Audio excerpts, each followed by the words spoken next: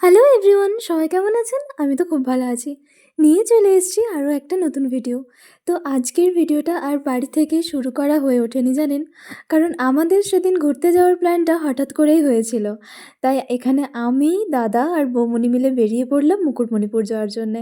আর আপনারা তো আমার আগের ব্লগে মুকুটমণিপুর যাওয়ার রাস্তাটা অলরেডি দেখেই ফেলেছেন। আর তাছাড়াও মুকুটমণিপুর আমাদের কাছে কম বেশি সবারই পরিচিত, তাই না? কারণ এটা ভীষণই একটা প্রসিদ্ধ জায়গা। ব্লগিং, সোশ্যাল মিডিয়া বা ইন্টারনেটের অনেক যুগ আগে থেকেই মুকুটমণিপুর আমাদের কাছে ভীষণ পরিচিত। আর আমার বাড়ি থেকে তো মুকুটমণিপুর একদমই সামনে। বাইকে ওই প্রায় 15-20 মিনিট মতো সময় লাগে। মানে বুঝতেই পারছেন কতটা সামনে। আর এটা সেই জায়গাটা, বুঝতে পারছেন? এখানে যখন ড্যামে জল ছাড়ে তখনকার ভ্লগটা আপনাদের সাথে শেয়ার করেছিলাম। এটা আমার চ্যানেলেই ভ্লগটা পাবেন। ড্যামের জল ছাড়ার সময়কার দৃশ্য আর এখনকার দৃশ্য সম্পূর্ণ আলাদা। যখন ড্যামে জল ছাড়ে তখন এই জায়গাটা না চেনাই যায় না বলুন।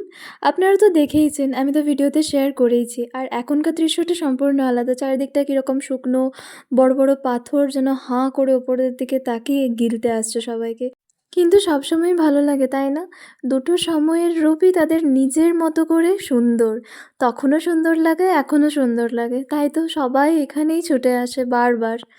আর তারপর আমরা চলে গিয়েছিলাম ড্যামের পাড়ে একটু হাওয়া খেতে খেতে। কারণ মুকুটমণিপুর এসেছি আর ড্যামের পাড়ে এসে একটু গল্প করবো না, সবাই মিলে বসবো না, তাই তো হয় না। আর এই রাস্তাটা দিয়ে বাইকে করে যেতে এত ভালো লাগে যে কি বলবো। ওই যে দেখুন, ওই দূরে শেষই দেখা যাচ্ছে না। আর আর ওই যে দূরে সূর্য অস্ত যাচ্ছে, যেন মনে হচ্ছে ড্যামের জলটাকে কেউ রাঙিয়ে দিয়েছে ওই সূর্যের রঙে।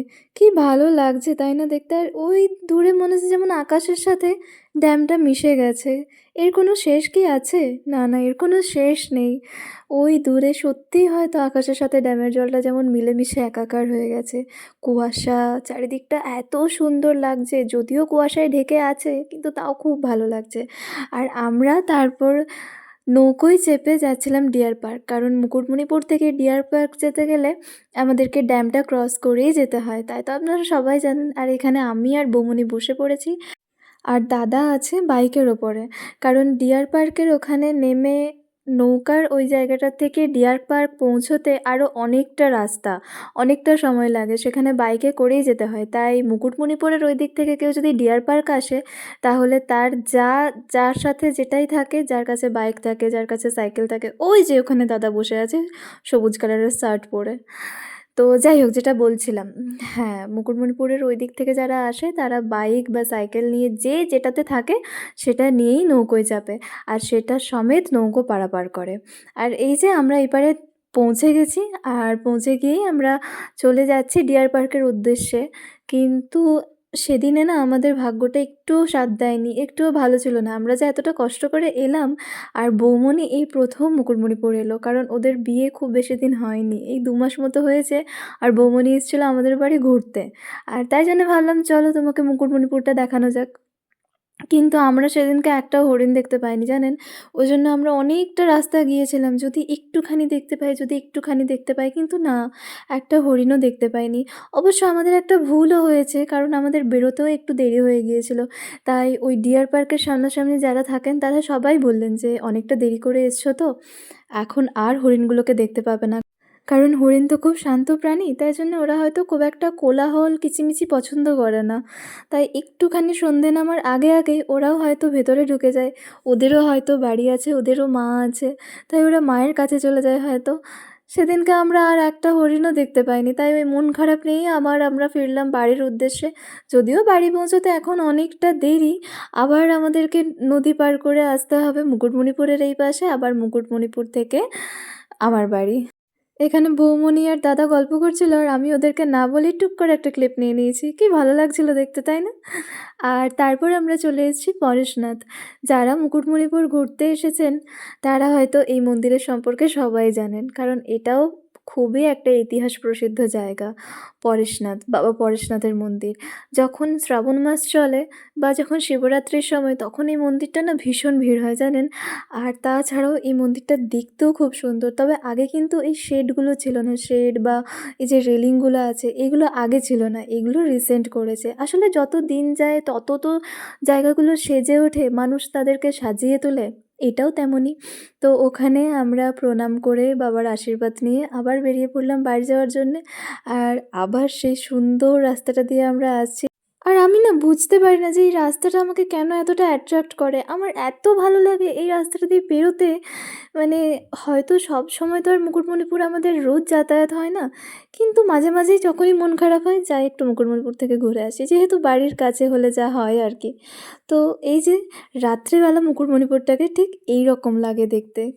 কি সুন্দর লাগছে বলুন, মনে হচ্ছিল বসেই থাকি। তাই দাদাও বলল, বৌমনিও বলল যে একটু বসি, একটু গল্প করি, তারপর যাব। আর এই যে এখানে আমরা চলে এসেছি বাড়ি। আমরা না রাস্তায় ফুচকা খেয়েছিলাম জানেন, কিন্তু ক্লিপটা নেওয়া হয়নি, কারণ ৩ জনের হাতেই ছিল ফুচকার প্লেট।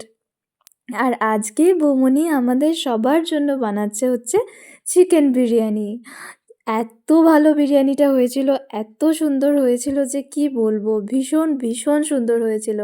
আর আমাদের বাড়িতে কিন্তু মানুষ নেহাতই কম নয় জানেন তো, সেদিনেও প্রায় ১৫-২০ জনের মতন ছিল মেম্বার বিরিয়ানির জন্য।